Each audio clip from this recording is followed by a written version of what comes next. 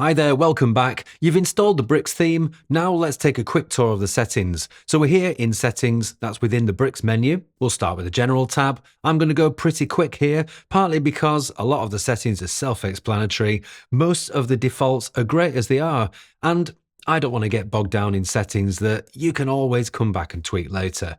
Let's get going. Under post types, you can choose which post types you want to be able to edit with Bricks. So if, for example, you wanted the option to be able to edit your blog posts with Bricks, you could check this here. And if you add custom post types in future, they'll appear here too. Do note that even if you enable a post type here like pages, you don't have to edit your pages with Bricks. It just gives you the Edit with Bricks button if you want to use it. Gutenberg data allows you to convert Gutenberg posts to Bricks and vice versa if you ever need to. So you're not locked into Bricks. SVG uploads is really handy. Normally, you'd need to install a separate plugin to be able to upload SVG files. That's for things like logos and icons, but you can just check this here. Very nice. Under miscellaneous, I tend to check these first two because I use a separate SEO plugin to handle meta tags.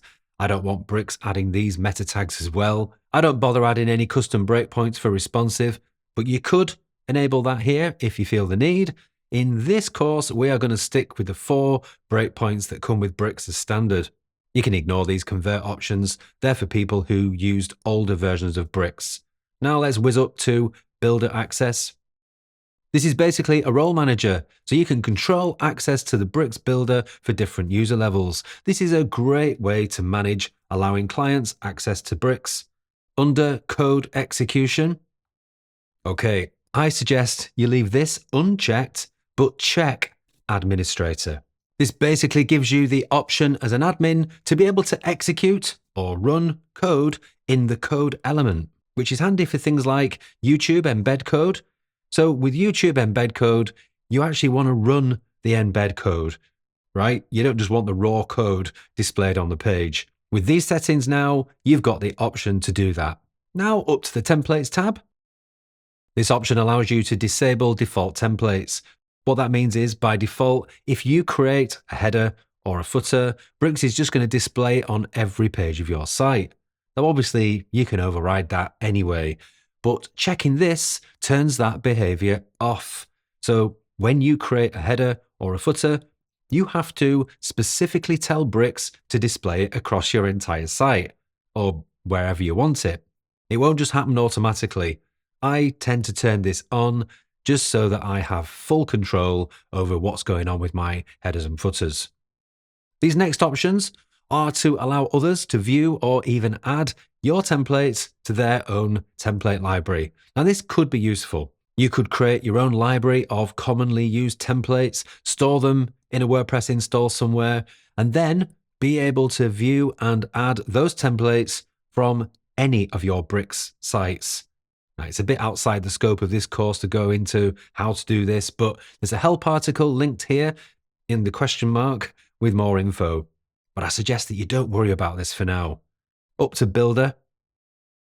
These options allow you to set various settings for how the actual Bricks Builder UI looks and operates. I recommend you just leave these all as they are. You can come and revisit these later once you're up and running using Bricks.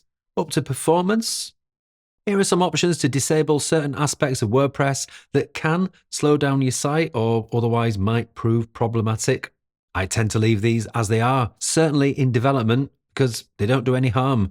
Although, if we come down to CSS loading method, now when I go live, I change mine from inline styles to external files, just because it potentially speeds up page loads a little bit. But I recommend during development, you leave it at inline styles.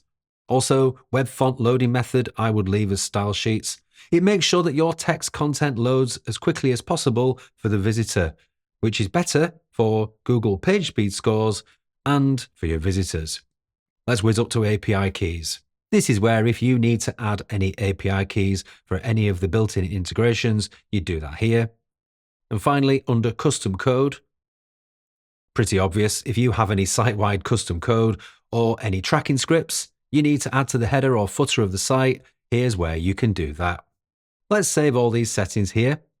And that's it. That's a quick tour of Bricks settings.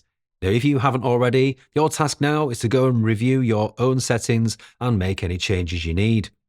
Next, let's take a very quick tour of the Bricks Editor user interface, just to get ourselves acquainted before we dive into making something.